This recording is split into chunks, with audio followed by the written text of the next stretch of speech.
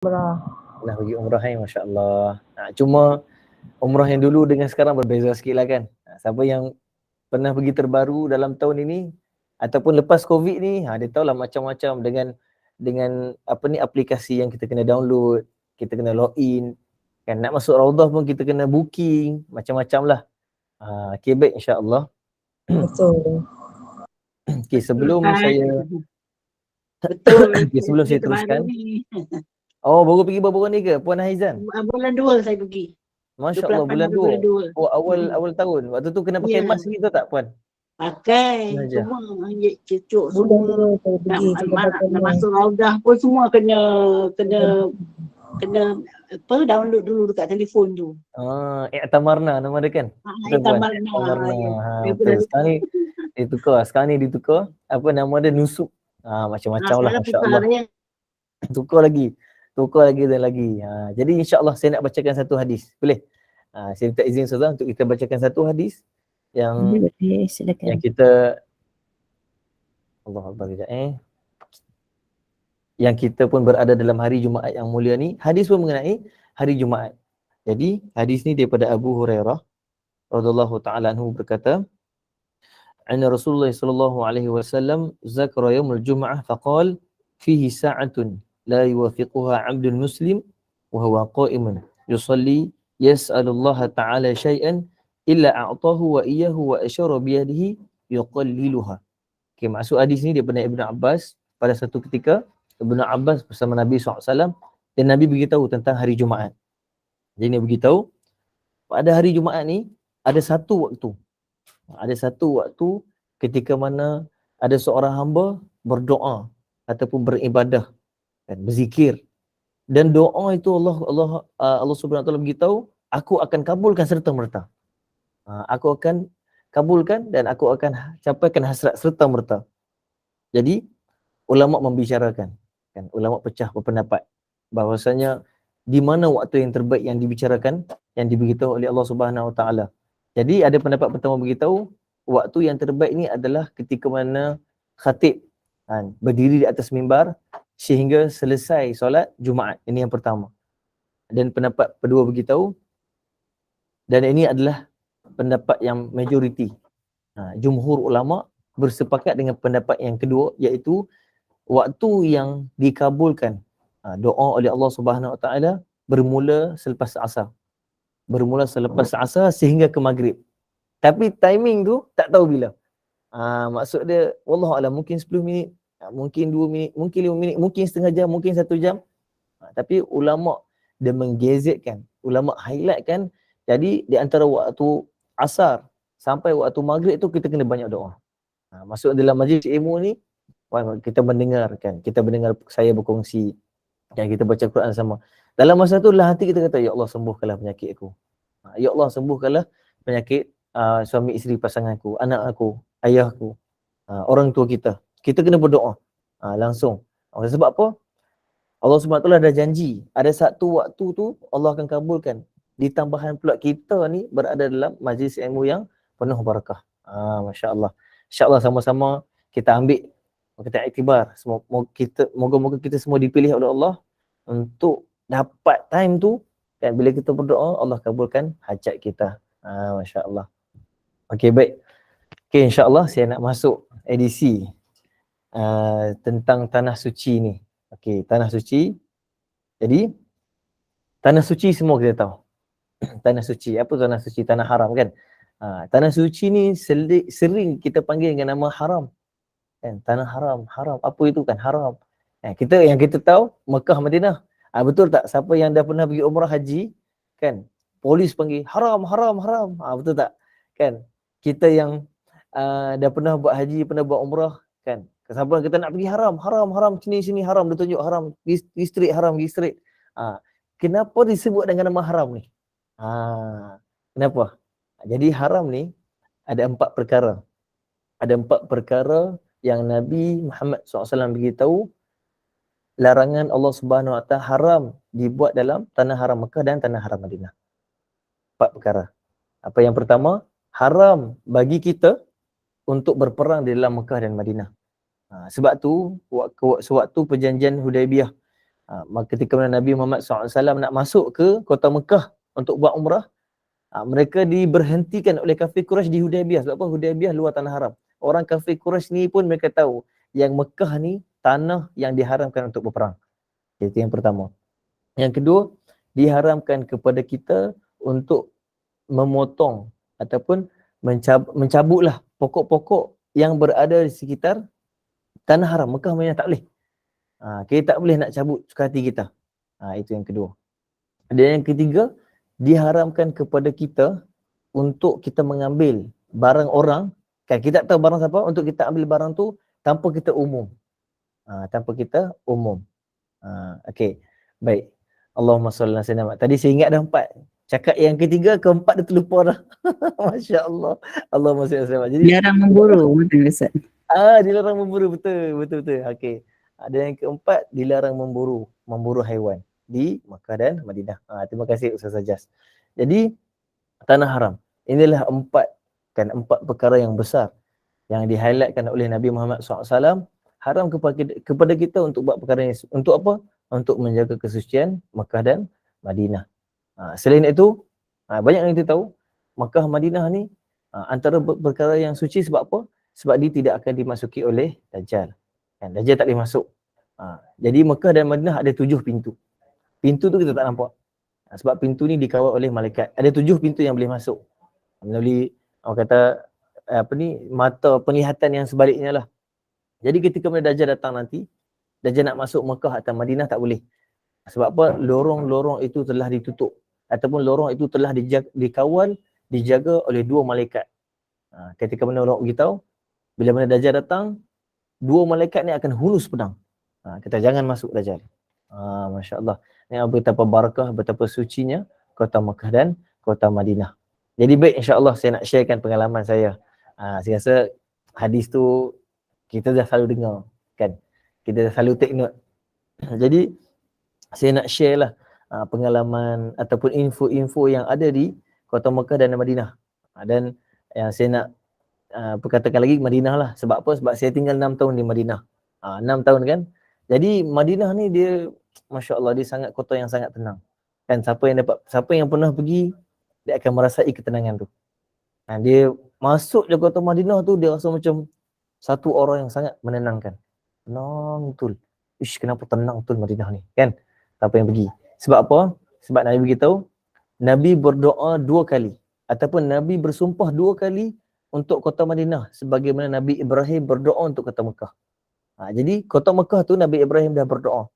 Nabi Ibrahim minta kepada Allah Azza wa Jal supaya diberkati kota Mekah dan diberikan orang kata rezeki daripada pelosok-pelosok dunia masuk ke kota Mekah. Dan Nabi beritahu, aku sendiri bersumpah kepada 2 kali ganda daripada Nabi Ibrahim. Sebab tu bila kita masuk kota Madinah ni, Masya Allah, kita rasa sesuatu ketenangan yang sangat luar biasa. Masya Allah. Jadi Masya Allah, kan ada 5 perkara saya nak kongsikan. Ada 5 perkara yang saya nak kongsikan. Yang ini ulama beritahu dipinjamkan daripada syurga ke kota Madinah. 5 benda yang ada kat Madinah tu sebenarnya syurga punya. Allah bagi pinjam kejap je. Nanti hari akhirat bila ditiup sangkala 5 perkara tu akan diangkat naik. Apa benda? Yang pertama, insya-Allah kita sama-sama boleh take note. Yang pertama adalah raudhah. Kan? Ma baina baiti wa minbari raudatun min riyadil jannah. Maksudnya Nabi beritahu, ma baina baiti, apa yang berada di rumahku dan mimbarku adalah taman-taman syurga. Ni taman-taman syurga. Sebab tu kita tengok kan, orang yang pergi Madinah ni berebut nak masuk. Kenapa? Kita tak faham. Kenapa nak masuk sangat raudhah ni? Apa yang ada raudhah ni? Jadi kita nak masuk tu kata ulama sebab apa? Sebab kita yakin Nabi SAW beritahu kita masuk ke tempat yang Nabi beritahu ini adalah syurga. Walaupun di dunia Nabi beritahu ini adalah taman syurga. Jadi ulama kata menjadi satu kewajipan diri kita berdoa bila kita masuk dalam raudhah tu, kita berdoa, ya Allah, di dunia lagi Kau telah masukkan aku ke dalam syurga-Mu, ya Allah. Janganlah Kau campak aku keluar ke neraka-Mu di hari akhirat kelak. Ulama ajar kita doa tu. Maksudnya kat dunia lagi Allah bagi cash, masuk syurga. Tak kisahlah ada yang lalu, ada yang sempat solat, ada yang sempat berdoa saja. Dan saya yakin juga ada dalam ni yang pernah pergi masuk Raudah, yang kena pijak kepala, tak cerita lagi kan. Mesti ada yang kena pijak kepala, yang kena langkah kepala, kan. Yang waktu sujud tahiyat akhir tu, bila kita sengit tu, ada orang duduk atas kaki kita. Mesti ada, kan. Jadi benda ni kita tak pelik, kan. Kenapa orang berlumba-lumba, kan? Semua nak pergi. Sebab apa? Sebab Allah janjikan, Allah bagi tahu itu adalah taman syurga yang ada di kota Madinah. Jadi ni yang pertama. Yang kedua adalah Jannatul Baqi'. Jannatul Baqi' ni penghuni syurga yang ada di kota Madinah. Nombor 2, Jannatul Baqi'. Kita tengok kan, kalau kita pergi Madinah, kita pergi umrah, ada ziarah. Jadi waktu ziarah tu selalunya Muntawih akan bawa kita pergi ke Jannatul Baqi'. Ada kuburan Baqi'. So, perkuburan tu kata ulama, kata Imam Abu Sur'ah, ditempatkan 10,000 sahabat dalam tu. 10,000 sahabat, dan dalam tu ada isi-isi Nabi dalam tu, ada 9 isi Nabi dalam tu, dan dalam tu ada juga Sayyidina Uthman, ada juga anak Nabi dalam tu, kan, Fatimah Az-Zahra, Ibrahim bin Muhammad, ada juga dalam tu. Jadi ni adalah penghuni syurga yang ada di kota Madinah. Maksudnya nanti Nabi bagi syafaat. Nabi kata dalam hadis, "Man istata'a an yamutu bil Madinah falyaf'al fa inni ashfa'u liman mata biha." Sesiapa yang bersedia untuk meninggal di Madinah, maka lakukanlah, aku akan bagi syafaat. Ini yang kedua. Yang ketiga iaitu Gunung Uhud. Gunung Uhud pun memang selalu kita pergi Gunung Uhud. Nabi beritahu, "Hadzal jabalun min jibali jannah." Gunung Uhud daripada gunung-gunung syurga. Dan Nabi beritahu dalam satu hadis yang lain, "Hadzal jabalun," Nabi tunjuk kat sahabat-sahabat, "Hadzal jabalun yuhibbuna wa nuhibbuh." Inilah bukit. Bukit Uhud ni, bukit besar. Bukit tu panjang dia 6 km. Panjang dia 6 km, lebar 3 km. Panjang dia 6 km. Bayang panjang mana? Lebar 3 km. Tinggi dia tak sempat nak ukur. Nanti next saya pergi ukur insya-Allah. Tinggi tak sempat nak ukur. Jadi bukit Uhud ni 6 km panjang, 3 km lebar. Bukit sifat dia batu. Dia tak sama macam bukit kat Malaysia, ada pokok warna hijau. Siapa pernah pergi umrah, bukit dia warna koko, betul tak? Siapa pernah pergi sebut betul. Bukit warna coklat, bukit warna koko, dia tak ada pokok dalam tu. Dia tak ada pokok atas tu. Jadi bukit yang kita tahu sifat dia batu, Nabi kata bukit ni cintakan aku. Maksudnya hadzal jabalun yuhibbuna, Nabi kata bukit ni cintakan aku, cintakan kita, dan kita juga cintakan dia. Cintakan bukit yang sifat keras. Bahkan saintis terkini mereka buat kajian, kan, mereka lihat pada satelit, nak kata bukit Uhud ni yang Nabi kita cintakan dia, apa lagi yang bukti yang ada sekarang ni. Jadi ulama saintis sekarang ni tengok, buat kajian, kan, tengok dekat bukit Uhud ni, bukit yang bersifat keras ni, kan, yang panjang 6 km, daripada atas, tengok pada sisi atas, dia berbentuk mim ha mim dal. Masya Allah, nak kata betapa cinta dekat Nabi, dia berbentuk mim ha mim dal Muhammad. Bukit yang sifat dia keras, tapi dia lembutkan badan dan batu-batu ni, dia berbentuk mim ha mim dal. Masya Allah. Bukit yang daripada bukit-bukit syurga yang lama beritahu, bukit Uhud ni nanti ketika mana kita nak masuk ke syurga, insya-Allah kita semua akan masuk ke syurga. Amin insya-Allah. Jadi ketika mana kita nak masuk ke syurga tu, kita macam masuk hotel. Ulama bagi tamsilan. Kita nak masuk syurga macam nak masuk hotel. Kita ada reception. Kita kena daftar kat situ. Jadi kita pun alhamdulillah kita dah selesai semua urusan mizan, sirat, alhamdulillah. Kita nak masuk ke syurga tu, waktu kita dah berjalan pergi ke kaunter tu. Masa kat kaunter tu dia nak tanya nama kita. Siapa nama awak, contoh si fulan. Siapa nama awak? Karat Azmi Muhammad Khalid. Jadi dia check dulu. Si fulan ni syurga yang keberapa? Si fulan ni syurga yang kedua, syurga yang ketiga, langit bertingkat ke berapa? Ke-7, ke-6, ke-1. Jadi ketika mana waktu tu belum masuk lagi syurga. Tak masuk pintu lagi, kita kat reception baru. Baru nak masuk kan. Waktu tu ulama beritahu, waktu kita tengah daftar tu, kita dah nampak dari pemandangan di depan kita tu bukit Uhud dalam syurga, masya-Allah. Jadi bukit Uhud tu menjadi reception, menjadi jemput, menyambut kedatangan ahli syurga. Masya-Allah. Jadi okey. Jadi itu yang ketiga, bukit Uhud. Yang keempat adalah Wadi Buthan. Wadi Buthan ni kebiasaannya kita tak pergi Waktu ziarah biasa tak pergi. Tapi nanti lepas ni, kalau ibu-ibu, kakak-kakak, abang-abang, ayah-ayah yang dalam ni pergi umrah, jangan cuba tanya Mutawif. Ustaz dekat mana Wadi Putahan lah Ustaz? Wadi tu maksud dia lembah. Wadi tu maksud lembah. Wadi Putahan, lembah Putahan. Itu nama Ustaz Wadi Anwar. Ustaz Wadi Anwar maksud dia lembah yang bercahaya-cahaya. Itu maksud Ustaz Wadi Anwar, lembah yang bercahaya-cahaya. Jadi lembah yang dalam syurga yang dipinjamkan di Kota Madinah, nama dia Lembah Putahan. Lembah Putahan. Jadi nanti pergi sana cuba tanya, Ustaz, kami teringin nak pergi Lembah Putahan. Kami dengar-dengar itu ada, kami dapat info yang beritahu Lembah Putahan ni daripada syurga, kami nak tengok macam mana bentuk dia. Kalau ziarah biasa tak pergi. Jadi pergilah. Minta Mutawif tu bawa. Mutawif tengok, ni lah lembah daripada lembah syurga. Tengok biasa, kan, Lembah Putahan. Betul Ustaz. Betul, Lembah Putahan nama dia, betul. Tengok macam biasa, lembah. Kita kira lembah ni tengok macam sungai yang kering lah. Sungai yang kering. Kat sana kan jarang-jarang hujan. Sungai yang kering. Tetapi menjadi satu special kat lembah tu yang menyebabkan Allah akan angkat dia di hari akhirat kelak menjadi syurga, lembah dalam syurga. Dan yang terakhir adalah kurma. Kurma ajwa alia. Kurma ajwa alia adalah makanan-makanan orang dalam syurga. Ini adalah 5 perkara ataupun 5 benda yang Allah pinjamkan daripada kota Madinah ke kota Mekah. Daripada syurga ke kota Madinah. Tersasul. Ni 5 benda, 5 perkara. Jadi baik, dapat info semua. Okey, Lembah Putahan tu berapa jauh daripada kota Madinah ke? Betul tak soalan tu macam tu? Puan Hayati Ibrahim. Masya-Allah. Ustazah Suraya Hanim dah beritahu dah 5 perkara tu. Raudhah, Jannatul Baqi', Bukit Uhud, Wadi Putahan, Kemak Jalil. Masya-Allah. Terima kasih Ustazah Suraya Hanim. Dia dah listkan untuk kita, notekan untuk kita 5 perkara tu.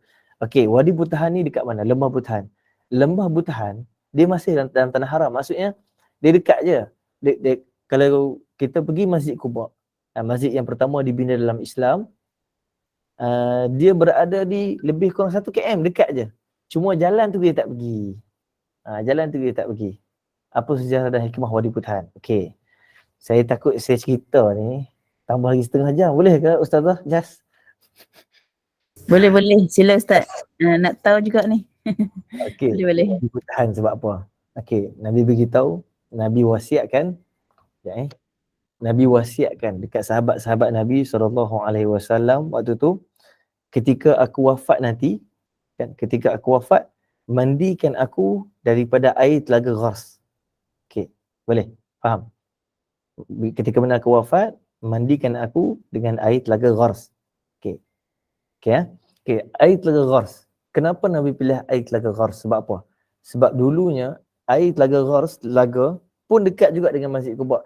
Dia mengalir daripada Lembah Putahan ni. Lembah Putahan. Sebab apa? Lembah Putahan ni dulu dia banyak perkara yang berlaku di sini. Antara salah satunya kalau tak salah saya, banyak haiwan binatang dikorbankan di sana.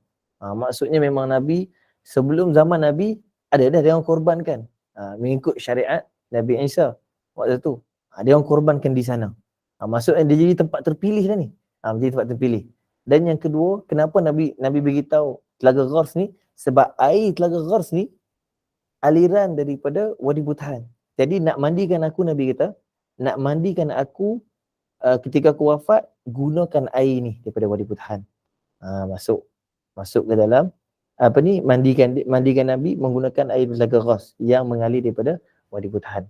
Sebab apa? Sebab Wadi Putahan tu banyak berlaku perkara-perkara yang baik. Salah satu dia itulah banyak orang bersembelih kat situ.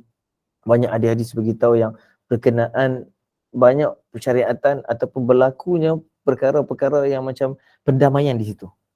Tempat yang sangat baik. Okey. Dan saya nak share sikit lah halang-halang kan. Ketika mana Nabi SAW bagi tahu, mandikan aku dengan air Telaga Ghars. Jadi ketika Nabi wafat, jadi ada 7 orang sahabat yang mandikan.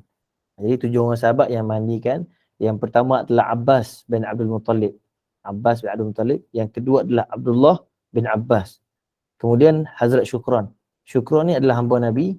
Kemudian Auf al-Khawli, yang keempat Auf al-Khawli, yang kelima Usamah bin Zaid. Yang kelima Usamah bin Zaid, yang keenam Sayyidina Ali. Jadi Sayyidina Ali ni yang ambil air Telaga Ghors bawa datang ke Masjid Nabawi. Dan yang terakhir adalah Fadl bin Abbas. 7 orang.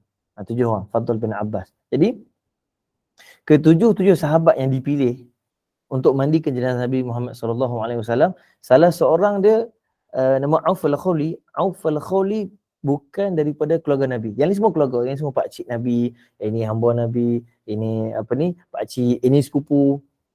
Tapi Auf al-Khawli dia bukan daripada keluarga Nabi SAW.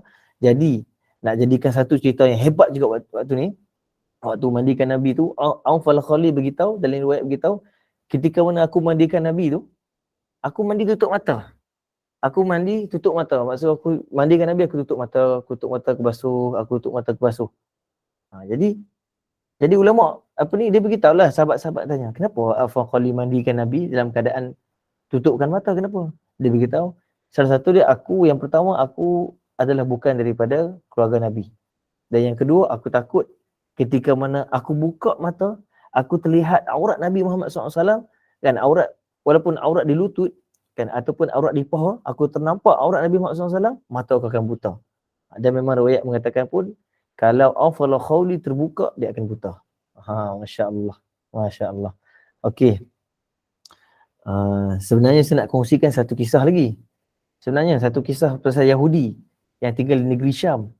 Tapi waktu dah mencemburui kita. Bolehkah? Ustazah Jas, tak boleh dah? Boleh, satu lagi Ustaz. Boleh. Tak ada masalah. InsyaAllah kita ambil masa lagi. Sikit saya cerita laju pun, cerita laju. Boleh. Okey, saya cerita laju. Okey. Baik, insya-Allah ada satu kisah. Nak kata kerinduan orang Yahudi. Dia bukan orang Islam. Tapi Allah pilih dia untuk tiba-tiba terjentik di hati dia untuk tiba-tiba datang jumpa Nabi, meninggal, masuk syurga. Jadi pemuda Yahudi ni berasal daripada Syam, negeri Syam. Dari negeri Syam, jauhlah daripada Madinah. Dan dia hidup sama-sama dengan Nabi, negeri Syam. Jadi dia menganut agama yang dibawa oleh Nabi Isa. Kan, kitab Taurat. Kan, kitab Taurat. Dia setiap minggu dia akan baca kitab Taurat. Kisah ni diceritakan daripada Abdullah ibn Abbas dalam kitab Tanbihul Ghafirin, menceritakan setiap minggu, kan, untuk orang Yahudi, hari Sabtu adalah hari suci mereka. Hari Sabtu tu, the whole day hari suci. Jadi hari Sabtu mereka akan buka kitab Taurat untuk baca. Kalau kita Quran, tapi kita Quran hari-hari lah kita baca-bacakan. Okey. Kitab Taurat yang dibaca oleh orang Yahudi tersebut, dia baca, tiba-tiba sampai nama Ahmad. Kan? Bila mana sampai nama Ahmad ni, pendeta tu maksudnya cikgu waktu tu ataupun ustaz waktu tu suruh koyak halaman tu. Nampak je nama Ahmad ni sebenarnya merujuk kepada Nabi Muhammad SAW. Tapi kitab Taurat gunakan nama Ahmad. Jadi si Yahudi tadi, dia jumpa nama Ahmad, koyak. Si pendeta tu cakap lah, dia beritahu Ahmad ni sangat bahaya, penipu, ini, jahat dan sebagainya. Jadi bila mana sampai nama Ahmad, dia koyak. Okey, selesai hari Sabtu. Hari Sabtu depan, dia pergi lagi pengajian. Dia belajar lagi. Baca kitab Taurat sama-sama, ada kumpulan dia orang. Ada cikgu, ada ustaz ke depan. Bila baca, sampai tajuk ada Ahmad, koyak lagi. Dia akan cerita lagi. Ahmad ni orang yang sangat jahat, dia tak boleh ada dalam kitab suci kita. Okey, dia pun tak apa lagi. Okey. Kemudian Sabtu ke depan, koyak lagi. Sabtu ke depan, benda yang sama. Dan kitab Taurat tu, kata ulama, bila dia koyak tu, kata Abdullah bin Abbas, bila dikoyak, sampai helai Taurat tu nipis. Sampai waktu itulah tertimbul dalam hati Yahudi tadi tu, dia kata, siapa Muhammad ni? Siapa Muhammad ni? Aku nak teringin nak pergi jumpa Muhammad ni. Sebab tak tahulah, Allah jentikkan hati dia untuk Yahudi tadi tu untuk kenal Muhammad. Jadi dia pun Yahudi tadi pun pergilah bertemu dengan kawan-kawan. Dia tak maulah bertemu dengan cikgu pendeta tadi tu, ustaz tadi tu. Dia memang tahu ustaz tu akan bash Muhammad ni. Dia jumpa kawan-kawan. Dia tanya kawan-kawan, contoh ada kawan-kawan dia nama, wahai si fulan, dia kata, kamu tak asal apa-apa ke? Kamu tak asal bila baca nama Ahmad ni tak asal apa?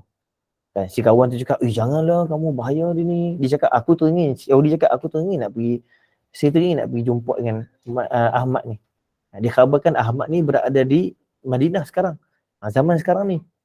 Kawan-kawan dia cubalah tahan dia. Tak boleh. Jangan. Macam cikgu kita cakap, macam ustaz kita cakap, sangat bahaya. Tapi dengan satu perasaan yang sangat, orang cakap apa? Satu perasaan yang sangat ingin tahu. Kurus dalam hati dia, siapa Ahmad? Dia melakukan penghijrahan sendiri je. Saya lajukan saya lajukan cerita. Jadi dia bawa tunggangan dia, unta dia daripada negeri Syam pergi ke Madinah. Dan hari pun hari berlalu, minggu berlalu, akhirnya dia sampai ke kota Madinah. Nak dijadikan cerita, Nabi Muhammad SAW baru meninggal 3 hari lepas.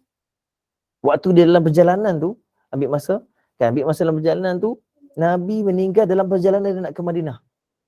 Jadi waktu dia sampai ke kota Madinah, Nabi dah meninggal 3 hari lepas.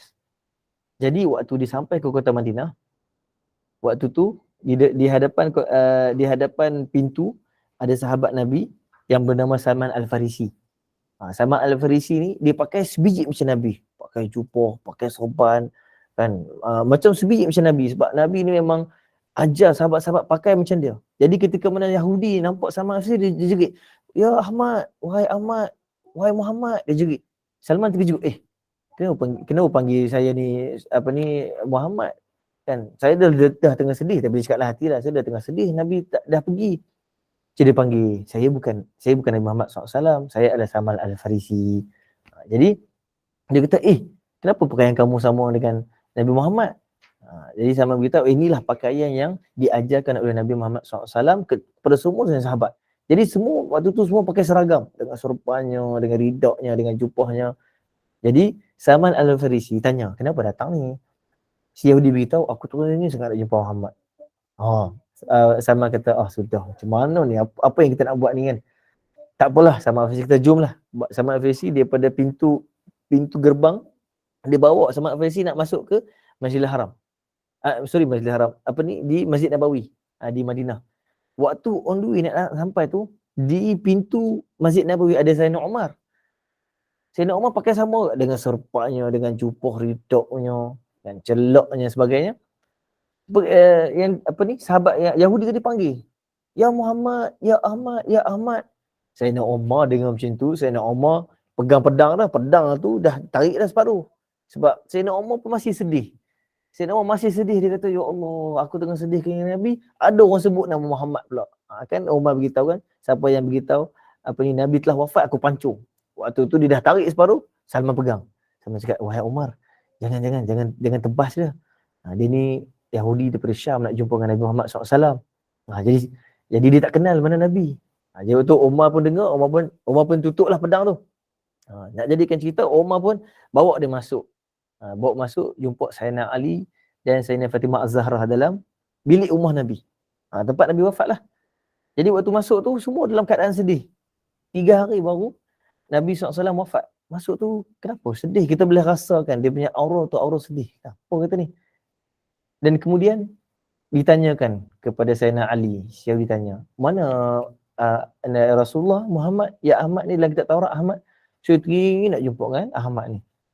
Jadi semua terdiam. Waktu tu Sayyidina Ali pun terdiam, Sayyidina Umar pun terdiam, anak Nabi Fatimah Az-Zahra pun terdiam. Tak boleh nak cakap apa. Ayah dia dah wafat depan ni, tapi dia orang tak nak beritahu Yahudi tadi tu. Dia orang nak beradab, kan, adab sopan dengan Yahudi yang datang daripada jauh negeri Syam, naiki unta. Jadi mereka pun buat syarat. Salah seorang sahabat, Sayyidina Ali tak salah saya, Sayyidina Ali pergi ambil jubah Nabi SAW. Jadi Sayyidina Ali bangun, pergilah cari jubah Nabi. Jubah Nabi yang dia bawa jubah Nabi tu, dia bagi ke Yahudi tadi tu. Dia bagi Yahudi tadi, jadi tu pegang. Jadi dia kata, aku datang nak bertemu dengan Muhammad, nak bertemu dengan Ahmad, Rasulullah. Kenapa kau bagi jubah ni kat aku? Waktu itulah barulah sahabat-sahabat yang keliling tu, ada Salman Al-Farisi, ada Umar, dan ada juga Sayyidina Ali beritahu, wahai si fulan, wahai orang Yahudi, sebenarnya kamu terlewat sikit je, kamu terlewat 3 hari. Kamu terlewat 3 hari yang menyebabkan Nabi telah wafat dan kamu tidak sempat jumpa dengan Nabi SAW. Maka apa berlaku? Tuan-tuan dan puan, Masya Allah, waktu tu orang Yahudi yang dapat baju tu, dapat berita tu, dia menangis tergesok-esok. Dia menangis tergesok-esok, nangis. Dan dia kata, betul ke Nabi telah wafat? Mana kubur Nabi? Kan mana makam Nabi? Sahabat-sahabat tengok ni, depan ni. Ni adalah kubur makam Nabi SAW. Jadi ketika mana dapat tahu tu, nangis dan dia kata nak masuk Islam. Dia nak masuk Islam. Dia kata, aku datang nak jemput Muhammad, nak masuk Islam. Jadi waktu dia ajarkan mengucap 2 kalimah syahadah, asyhadu an la ilaha illallah wa asyhadu anna Muhammad Rasulullah. Dan dia pun ikut dalam keadaan teresok-esok nangis, aku nak jemput Nabi. Dalam keadaan syahadahnya diterima, dia baru lafaz syahadah, dia menangis dengan menangis yang sangat teruk. Sampai apa? Sampai betapa hebatnya Allah Subhanahu Wa Taala tarik nyawa dia. Waktu tu ketika dia menangis tu, dia peluk jubah Nabi, dia jatuh. Sahabat-sahabat, kenapa ni? Apa-apa yang sahabat-sahabat pergi cek, ya Allah, Yahudi tu telah menangis. Yahudi tu telah meninggal. Nak bagi tahu betapa cintanya Yahudi tadi tu, walaupun sebelum tu dia belum beragama Islam, Allah jentik dalam hati dia dengan kesungguhan. Dia pergi ke Madinah, kan dia pergi seorang-seorang. Dia tawakal tengah-tengah padang pasir jalan, haiwan, orang jahat. Dia pergi tawakal sampai Madinah tak jumpa dengan Nabi. Dia nangis, dia syahadah dan dia mati sewaktu memeluk baju Nabi Muhammad sallallahu alaihi wasallam. Masya-Allah. Ini antara cerita yang saya suka cerita jugalah. Agak jemaah-jemaah. Macam tu. Seronok nak cerita ni. Maksudnya betapa orang kata apa? Hati tu terpalik sampai dia boleh meninggal sebab dia dengar Nabi meninggal dan dia rindukan Nabi sehingga dia meninggal. Sama juga dengan Sayyidina Abu Bakar. Ulama beritahu Sayyidina Abu Bakar ni meninggal sebab apa? Sebab setiap pagi, masa tengah hari, siang hari dia buat dakwah. Dia pergi bantu khidmat dakwah sebagainya. Malam hari dia nangis, setiap malam dia nangis Sayyidina Abu Bakar. Nangis sebab apa? Sebab rindukan Nabi. Dan sebab dia menangis rindukan Nabi Sayyidina Abu Bakar, Allah tarik nyawa dia kerana dia sakit kerana rindukan Nabi dan akhirnya dia meninggal pada umur yang sama dengan Nabi. Nabi meninggal umur 63, Sayyidina Abu Bakar pun meninggal umur 63. Wallahu a'lam. Wallahu a'lam. Minta maaf panjang sangat dah. Okey, baik. Alhamdulillah. Syukran jazilan kasiran majlis diucapkan kepada Al-Fadil Ustaz Khairil Azmi. Alhamdulillah, semoga beroleh manfaatnya untuk kita semua daripada cerita-cerita yang telah Al-Fadil Ustaz sampaikan. Okey, Alhamdulillah, saya juga mengambil kesempatan ini mengucapkan ribuan dan juga terima kasih kepada Al-Fadil Ustaz di atas kesudian untuk bersama-sama dengan kita hari ini.